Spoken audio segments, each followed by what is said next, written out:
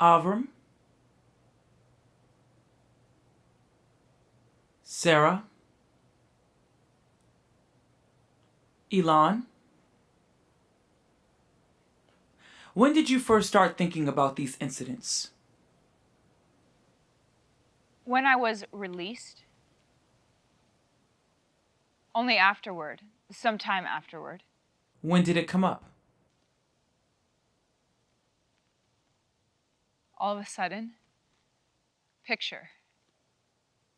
This powerful image I get whenever people talk about what they did in the army. You don't deal with things in the army. You don't talk about it. Every time there's some kind of breach, ethical breach, someone closes their eyes. How about you, Elon? I have images in my head, but I don't remember details. I really repressed that period. It's not like I suffered there that I'm traumatized, but I finished the army and started a totally different life. It never happened. Forget it. It goes no further. I'm telling you the most banal things. I know what you're talking about, but you have to remind me. In Elkanah, the settlement in the West Bank, there was a fence that separated the Jewish settlement from the nearby Palestinian houses, so the army set up a checkpoint there. It's that guy again, over there. Where? There, back of the building. Stop! Step away! Turn around! Arms up! Arms up! I told you, you have to have a permit. I can't get one. We've been through this. When? 1 hour ago, when you were here before? That must have been my twin brother. This is for you and your twin brother. I just have to get to work. I have 10 people in my family. I am the only one not in prison thanks to you guys. Shut up. Get down. Get down! Down! On the ground, now! On your stomach! Why are you crossing here? You don't cross here anymore, get it? Let him go.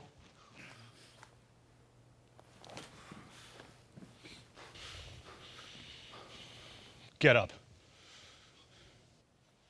Get up! Hurry up! There were rules for who could cross at a checkpoint. It's forbidden to cross if they don't have this document or that permit, a work permit. Stand here. He stood there 4 or 5 hours like that. Were there other incidents like that? Similar? All kind, yes. Anyone gets rude. Raised his voice, just got on our nerves. We tie them up, make them kneel, dry them out. For how long? Could be 8 or 9 hours, until we got tired of it. Then when we changed guards, we'd instruct the staff replacing us to leave them there for at least another 2 hours. Stuff like that. Why did you do this? Because at some point, they turned into such worms. I hated them. Worms. I was so angry at them for their filth, their misery.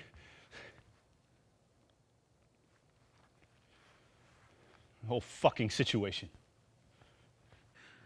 Why couldn't he get a permit? We once asked a Shin Bet agent about the criteria. We were told there's a very clear definition.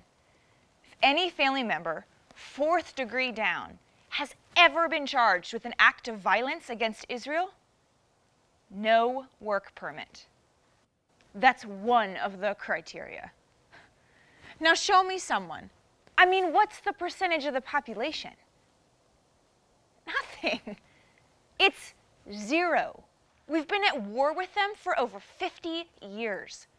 So clearly someone somewhere threw a rock at some point. You see? Everything is documented. So, you get a young man who comes in for a work permit, and the grandfather or the father of his brother threw a Molotov cocktail in 1962. So he can't get a work permit. So what does he do? He bypasses the checkpoint. And why would he do this? To carry out a terrorist attack? No. to work. It didn't sit right with me, drying him out for 5 hours. Well, did you talk about it afterward? About whether it was okay or not? We really didn't talk about things like that. What happens, happens. Tell me about the checkpoints. There are 60 checkpoints in the West Bank. More. There are also hundreds of flying checkpoints. What's called a check post or an unestablished checkpoint, which is set up with an armored personnel carrier so you can close off a wide area and prevent Palestinians from exiting there. Why? I remember being told quite clearly, our mission is to disrupt. These were the exact words. Disrupt and harass people's lives. Mostly to protect the settlements. When they'll be able to evacuate the settlements in general, it'll be possible to get rid of many of the checkpoints. Evacuate? But a certain number will still exist between the Palestinian cities. There was a checkpoint for the people of Deir Balut, a Palestinian village, for whenever they would travel out of the village. And the inspection itself, if you stop and think about it, is pointless, since they can only go to neighboring Palestinian villages. There's no Jewish traffic on that road, and there really isn't any access from it. So it shows you that they just put a checkpoint there for no reason, every day. And then there are the border crossings between the West Bank and Israel. 40 more checkpoints. Right. Palestinians cross into Israel mainly to work. The Al crossing was built with different traffic lanes, a Jewish lane, a Palestinian lane, and a lane for trucks. And you knew which cars were Jewish or Palestinian? Because of the license plates. They're different colors. There are Jewish-only roads all over the West Bank. Bypass roads, they connect the settlements. Arabs need a permit to use them, and good luck getting that.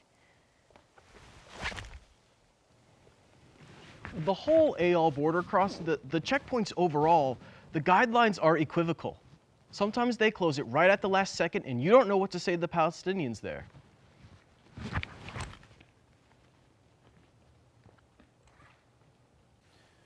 The Ephraim Gate on the border was in Tulkarem, and 107 was in Qalqilia, and both were pedestrian terminals.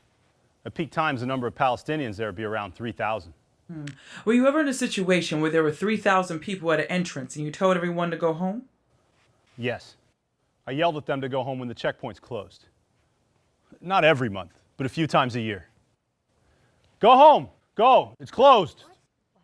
What do you mean it's closed? We've been waiting here for 3 hours. It's closed! Go! I have a job to get Trying to. to get to You my kidding me? job. Get through this. We've been waiting here for every 3 single hours. time Now you're we're human in being. front, you're gonna tell us Go. what you're Every saying. single time you This always is gotta say wrong. something This is different. wrong. Right? You Some bullshit understand excuses and that? everything. I don't even get it. The whole thing with the Jewish roads was a pretty upsetting experience. Most people don't know about them. They say, don't worry about it. There are side roads. The Palestinians can drive through the villages. But instead of taking 20 minutes to get somewhere, takes at least an hour. Let me tell you about the first checkpoint in my life. It was in the city of Hebron. There are 17 checkpoints just to protect the settlement in the middle of the city. At first they tell The you, Arabs only cross with permission from civil administration.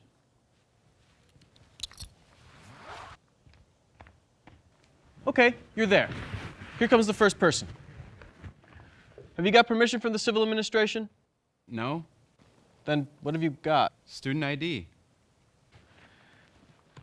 Wait. In principle, he's not allowed through. But so what? Let's ask. You get on the radio, you ask the guy sitting in the company operations room, who's in the company operations room? The company clerk. Listen, someone with a student ID, do they go through or not? I don't know. I'll call the brigade operations room. They must know. Who's in the brigade operations room? The operations sergeant. Does the operations sergeant know? I don't know. I'll ask the operations officer. Hey, can someone with a student ID go through or not? The operations officer doesn't know, but because he's the operations officer, he can't let on that he doesn't know. Yes, someone with a student ID can pass. Yes, someone with a student ID can pass. That's just a soldier or settler beating up an Arab. You can't do anything about it. Around Hebron, that's normal. Okay, fine.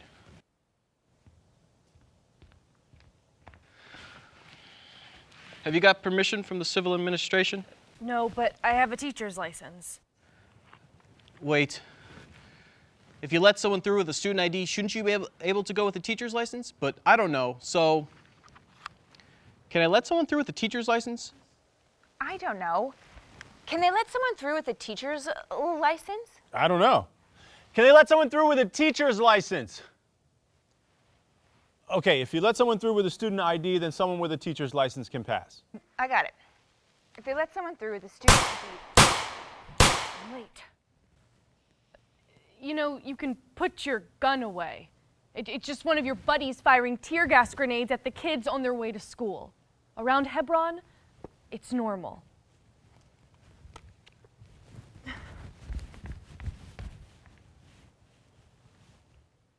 I don't have it. One of your guys took it about 5 hours ago. Why? I guess he didn't like the way I looked at him. I don't know.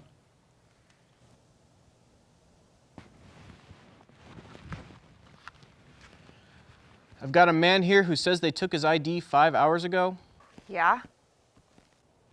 Well, what do I tell him? Tell him to get a new one. They didn't need to take his ID. He can't do all kinds of things until he gets a new one, and that could take a long time. I'm sorry, I can't let you through without an ID. You're new here, aren't you? Let me tell you something. A soldier takes one of our IDs 5, 10 hours, maybe even overnight in Hebron.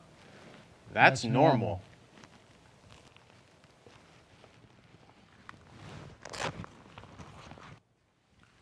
I want to know about Gaza, the blockade.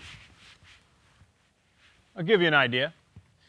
So Israel's sea border on the Mediterranean is 12 miles out. It limits Gaza to only 3 to 6. It changes all the time. Fishermen can only go 3 miles out. Now, there are kids that get up early every morning, as young as 4 or 6. Most of the fish are 12 miles out. How are the fishermen supposed to make a living? There's a naval blockade to prevent weapons from coming by sea. So the kids go fish in the off-limits areas early every morning because there are no fish there, so the fish swim up there. Now, every morning, we'd shoot in their direction to scare them off. It got to the point of shooting towards kids' feet on the beaches or shooting at those that were headed in that direction on a surfboard. What does that mean, shoot in their direction? Well, it starts with shooting in the air, and then it shifts to shooting close by, and then in extreme cases, shooting towards their legs. I never shot at anyone's legs, but there were others in my company who did. What distance did you shoot from? Far. 500, 600 meters. You shoot with a Raphael heavy machine gun. It's all automatic. Where do you aim? Well, it's about perspective. So in the camera, there's a measure for height and width. And you mark on the cursor where you want the bullet to go. It cancels out the effect of the waves and hits where it's supposed to. Hits where it's supposed to. Where do you aim?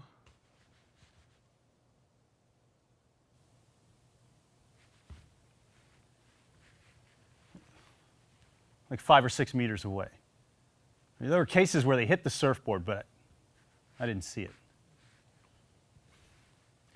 You know, there were other things that bothered me. The Palestinian fishing nets. The fishing nets. Yeah, their nets cost 4,000 shekels, which is like $1 million to us.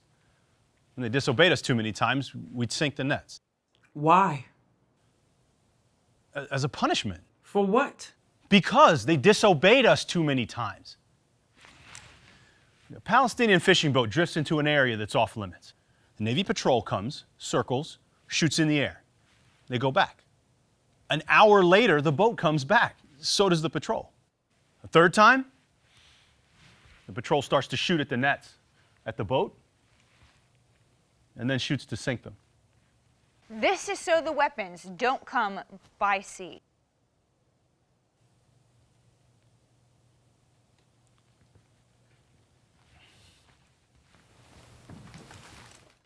And the checkpoint at Gaza's borders? One of our outposts was near the Erez crossing, between Israel and the Gaza Strip. So a lot of Palestinians would go through it to get to work in Israel. They'd cross it every morning and come back in the afternoon. The thing is that every day they come back with lots of things they bought in Israel. Because things are a lot cheaper in Israel. Yes. The Erez Battalion manned the checkpoint, and it was the most active checkpoint in the Gaza Strip in terms of the amount of people crossing there.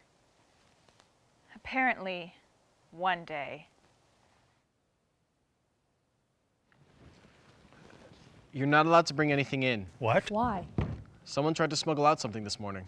What does that got to do with us? Orders. Someone smuggled something, a weapon out. But we're coming back in. You think we got a rocket in Israel somewhere? Look, we just bought furniture and lots of clothes for the family. You want to check it?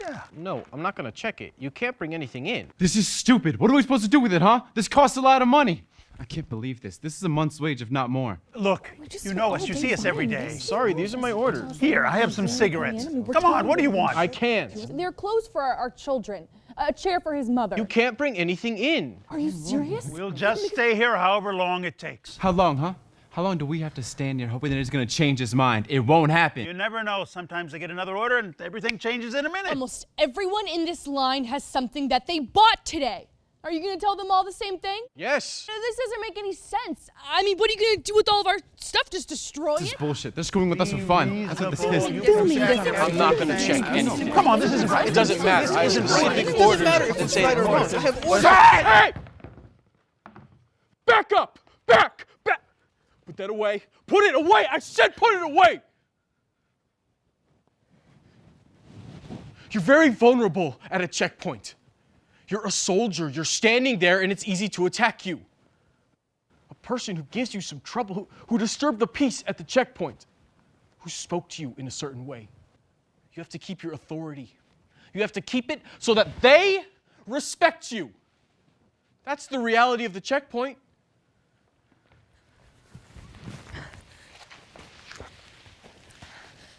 They had to eat all the food because they couldn't bring it in.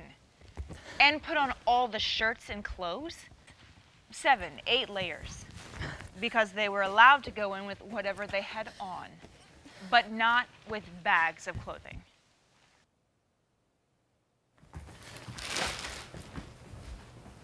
When did this happen? Before the last Gaza war. Now, no one goes in or out of Gaza. The siege is complete. Maybe 2 trucks out a day. You know what they say? When Israelis do a siege, an ant can't get in. What was it like inside Gaza?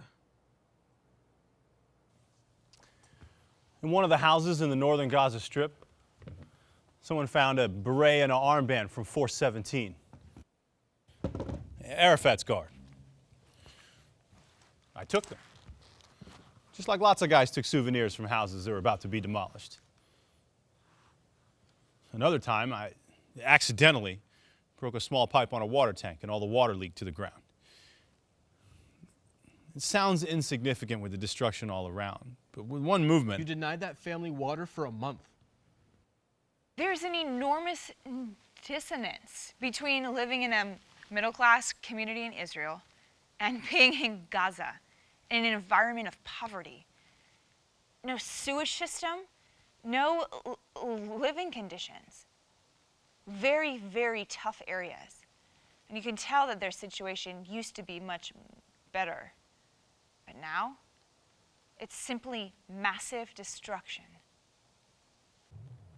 I was there, and we blew up houses and tunnels. Lots of destruction all over. Being inside a tunnel is a very powerful experience, and then you think, what makes people dig a tunnel? It was very intense for me when I realized that it's actually an act of despair. Wherever tunnels are dug, people are desperate. Well, we could talk about Gaza forever. Were any of you stationed near the wall? Separation barrier. It's for Israel's security. Separation wall, separation fence, apartheid wall, security wall, security It is for fence. Israel's security. Well, not exactly. What do you mean? Well, it goes around the settlement, taking over a lot more of the Palestinians' land. It's an annexation wall. I'll give you an example.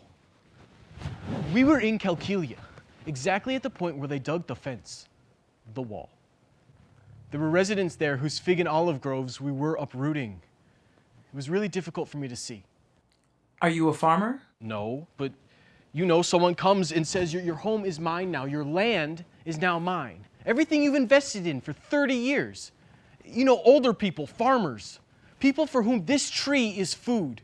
Do you remember meeting with these people whose trees you uprooted? Yeah, you meet them. I remember one incident. It gives me goosebumps just thinking about it. Stop! Hey! Stop! Stop them! Those trees are 200 years old. I've tended them day and night for 30 years.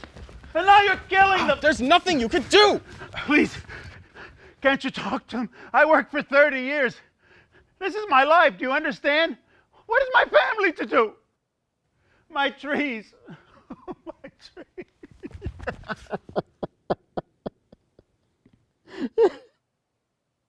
Each time, it's just one person's land. You're not harming a place full of people. Each time, you're just seeing a single person, and then he has no power. He can only lie on the ground and cry. The idiocy of this country, they took this guy's land, and tomorrow they'll decide, after they've already destroyed it, that the fence doesn't work there. They'll decide to cancel it or go around. Hey, come on, get up. Hey. You don't care. You don't care. What does your father do, huh? Would you take away his living like this? In 2 minutes?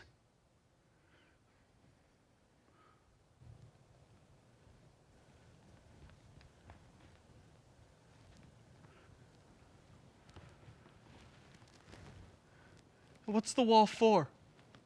It surrounds the settlements. They decide whether the security fence should go around a settlement or not. Our mission is to disrupt and harass people's lives. That was our job description. Disrupt the lives of the people who live there, because this disrupts terrorist activity. How does that work? We conduct random house searches. It's not like we had any intelligence in advance. Soldiers would come in, turn the house inside out, make a huge mess, and leave. That's what we do.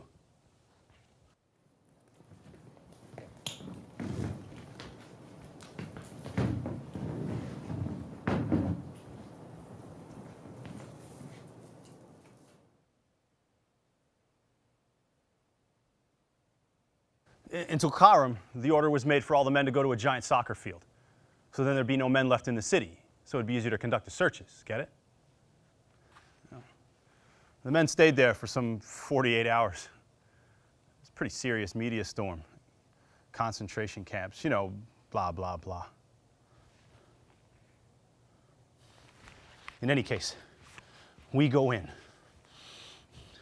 You know, in the beginning, it's like you're on a high. You can really feel the fear. Stop it! I want to drop! Those are mine! No, they're not! Aisha, I need to do your hair. Stop. Come on. Thana, you're not going out. There's nothing to do here. Have you finished your homework? Yes. Go. Why are there soldiers everywhere? Soldiers, I don't know. I hate them. Well, I think they're cool. What are you talking about? Come here. Show me your picture. What's that there? Mama? One clear! Mama! Two clear! No, All Mommy! clear! No, Corner Mommy, now! no, Corner! no, Corner! no. Corner! Get down! Clear! You already took him. Now what do you want? There's nothing here that you want. Avram, What? that's Zaina, the girl at the checkpoint. So? We talk to her every day. What the fuck? It's clear to me we won't find anything. But never mind. I'm telling you, we turned the house upside down like a hurricane's been there. There was no sense of doing a search? Well, there was some sense of doing a search. But at the same time, there's also vandalism. We smash the floors, turn over sofas, throw plants and pictures, turn over beds, smash the tiles. We were there at least 3 hours.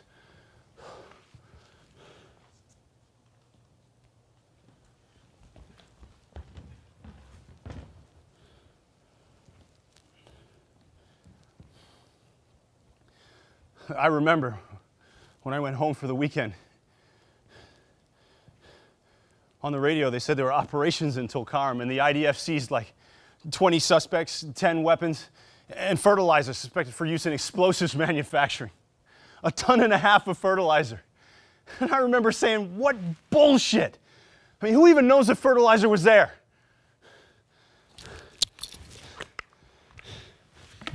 And my father. What about your father?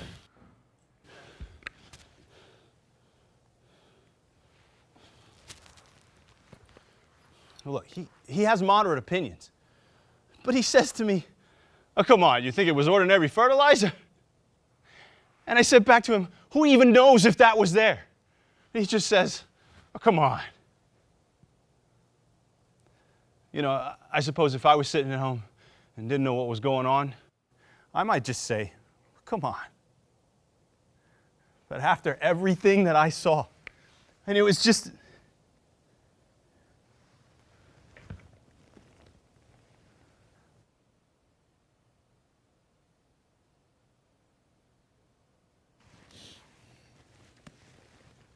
So it's a success because you hear it on the radio. And you say, look, like we went there, this is what we got. We did what we were supposed to do. What we did was just the opposite. We committed crimes. We destroyed homes. No house we went into was the same when we left.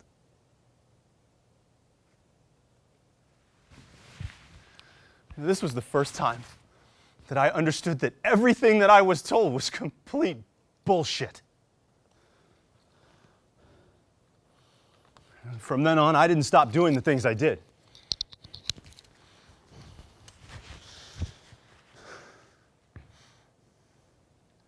I just stopped thinking. There was one house in Harez that they just demolished. They have a dog that can find weapons, but they didn't bring him. They just destroyed the house. Things from these operations are always surfacing in my mind. Like what?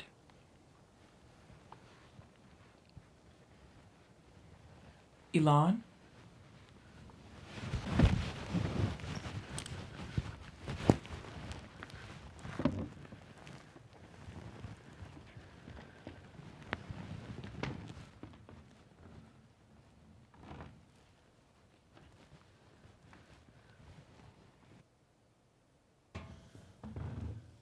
What we should really talk about are the settlers. How did you relate to them?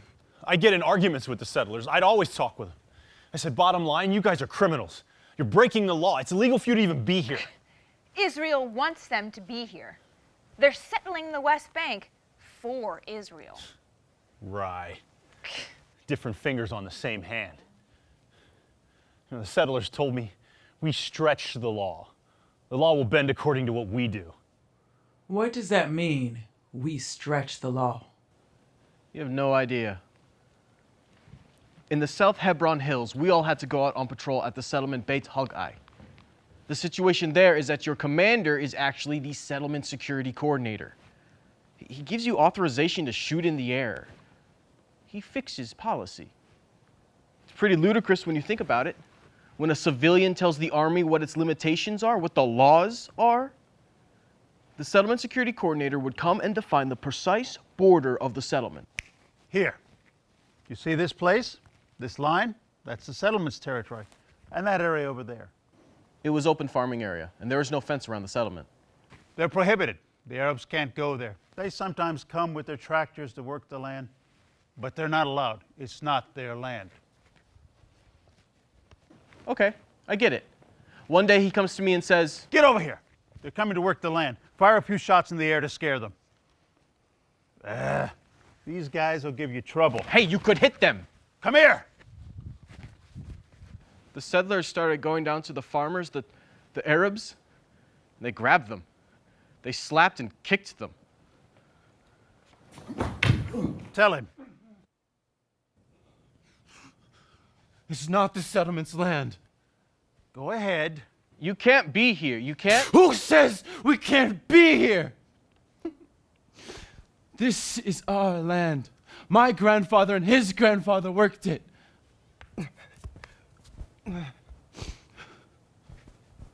The settlement just keeps getting bigger and bigger, taking everything away from us. And now, they're coming down and burning our olive trees. They are killing our sheep. You're in Judea and Samaria, pig. When you go near the settlement, you can smell the blood. Don't come back here.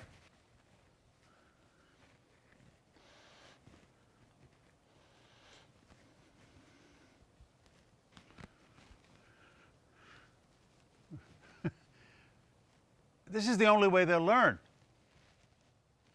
This is the only way they won't trespass next time.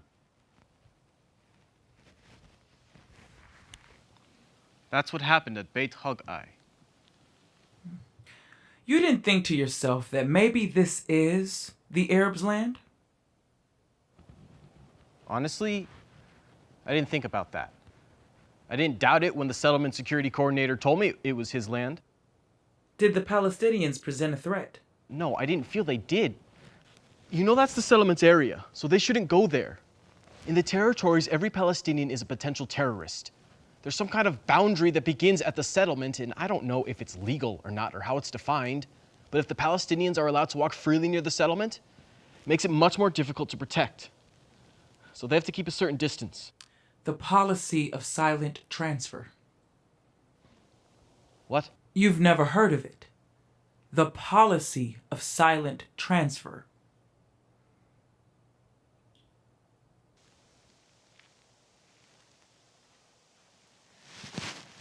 Hebron is a small, isolated world, and the Avraham Avinu settlement is isolated inside of Hebron.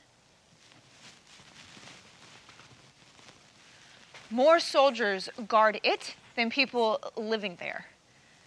I was on guard duty outside the settlement, and a soldier at another base called for a medic over the radio. A Palestinian girl had been wounded. My God. She's gonna need stitches. What happened? The settler girl threw a brick at her. What? Do I know you? I'm Dalit. We were security detail on our shopping trip last week. What is wrong with you? She's not supposed to be here. What are you talking about? Arabs can't walk this street. She's 5 years old. What's going on here? Papa, they're hurting me. Your daughter just threw a brick at this little girl. This has nothing to do with you. Come on, darling. Come on. Now he's gonna go praise her. It's because of these shits that we're here. Come on, let's get her out of here before it gets worse. This is what causes the whole mess. These little fights that the settlers start. I know their parents teach them to hate the Arabs. And so they legitimize throwing rocks and cursing them. So you'll know there'll be a mess afterwards. And you don't understand which side you're on. I am a Jewish Israeli soldier. And I'm supposed to be against the Arabs because they're my enemy. But I'm here, next to a settler's house at the base, and I start thinking that I am not on the Jew side. They're not right. I have to flip a switch in my brain so that I can keep hating the Arabs and justifying what the Jews do. But I still can't agree with the Jews because they started it. It's because of the settlers that were here. There are many cases like this. 11, 12-year-old settler kids beat up the Palestinians, and their parents come along to help them. They even set their dogs on them. There's 1,001 stories.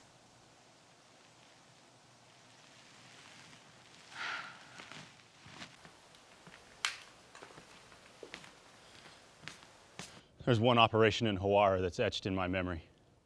Hawara, isn't that the Arab village that has been the target of price tag attacks? Right. Just random acts of violence by the settlers. Revenge for whatever. You have to understand, Hawara is stuck between 4 settlements. The settlers had decided they were going to attack the residents of Hawara. And we were supposed to protect the settlers while they were throwing stones, going on a rampage. I don't fear you, I only fear God. Arabs to the crematoria. What were the Arabs doing? Nothing. They were scared. The settlers had weapons. Hey, stop! Stop, get out of here, go back to your homes. Hey, is that you? Come here. Step up, he's just a kid. What is wrong with you, man? And look that way. He can't touch me. What did he do? Yeah, I'm okay. Did he hurt you? Come on. So for the first hour or so, you protect them. Land of Israel. You let them throw stones. You let them throw rocks for an hour and no one says anything? You don't understand. There was a lot of them and they were doing whatever they wanted. They had 8 or 9 vehicles backing them up. They had stopped traffic. Hey, no guns! Hey, you can't do that! Back off. They're the ones that you Stay need to be in worried about. your place. Know your place. Can't touch me. Did anyone get hurt? Come on. No one wants you here. Are you kidding? More than 10 Arabs got hit in the head. They were bleeding. Those same settlers, by the way, there was another day they shot at the water tanks of the Arabs on top of their houses. Did the Arabs try to injure the settlers? No way.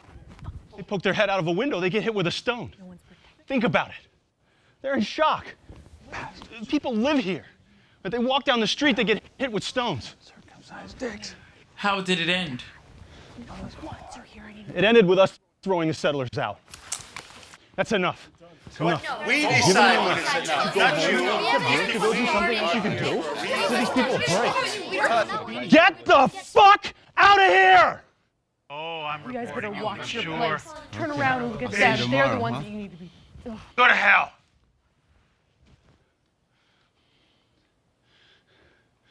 You never see it in the media. And that was another shock. Basically anything that goes on there. Innocent kids, 14 years old, 8 years old even die for no reason. Settlers break into their homes and shoot at them. Go crazy in the street and smash store windows, set mosques on fire, throw eggs at soldiers. All of these things, they don't make it to the media. The settlers do whatever they want, and the soldiers are forced to protect them. The settlers are the biggest Jewish Nazis I've ever met. And it's happening here in the state of Israel, and no one knows about it. No one wants to know about it. And no one reports on it.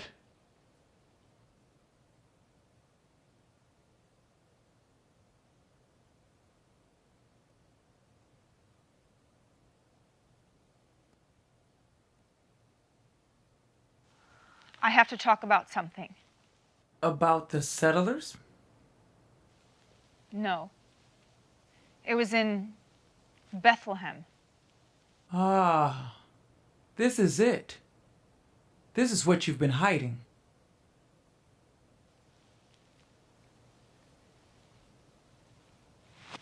I was the photographer. I went out with the units, mostly at night, to document operations. They blew up houses of people suspected of being involved in terror. I think it was called change of address or something like that.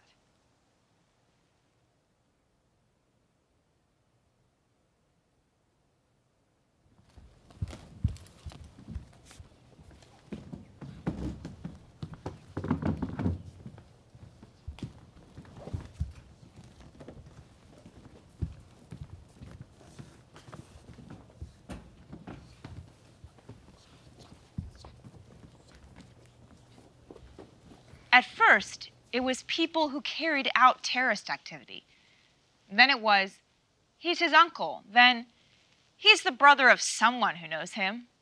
All kinds of distant connections like that.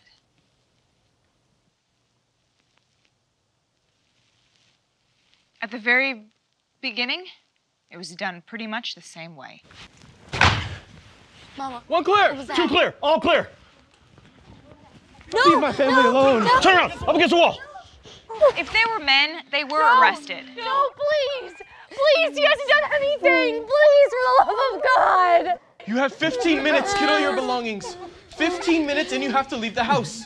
Get your things together, take your children, go quietly, and nothing will happen. Where are we going? Hanan, take the computer. The documents on the house. Papa, don't go. Out, now.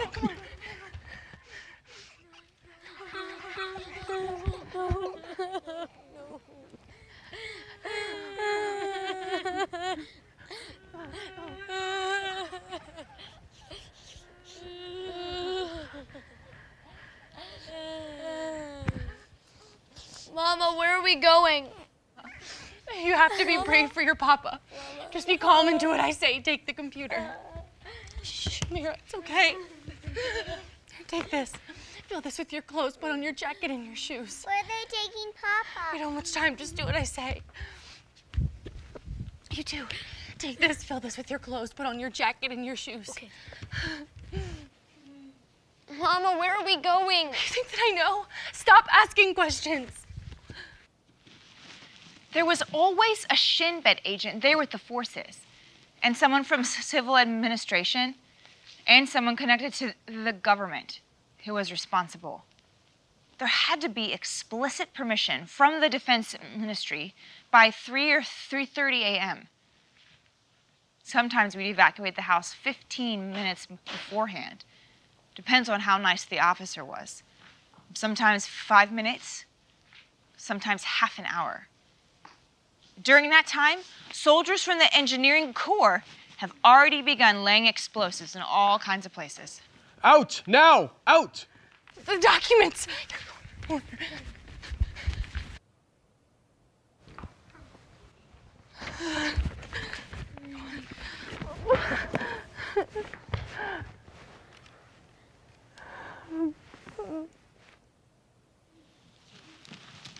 The soldiers close in, form a ring around the house, and the minute they get the okay, they demolish the house.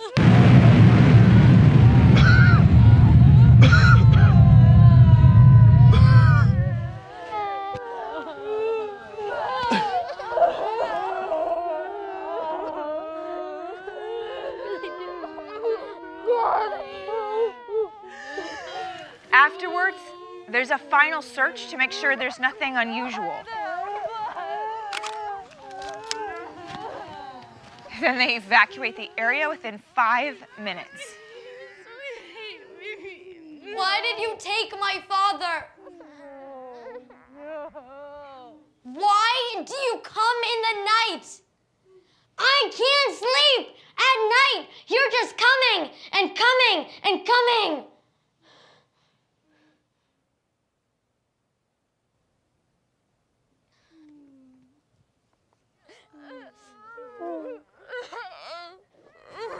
That's how it is. Nothing you can do about it. That's what needs to be done.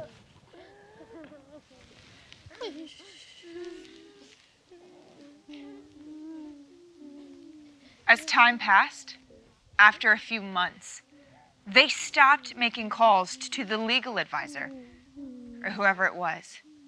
It became more and more frequent, and at a certain point, the okay wasn't needed anymore. They just came, set the explosives, blew up the house, and left.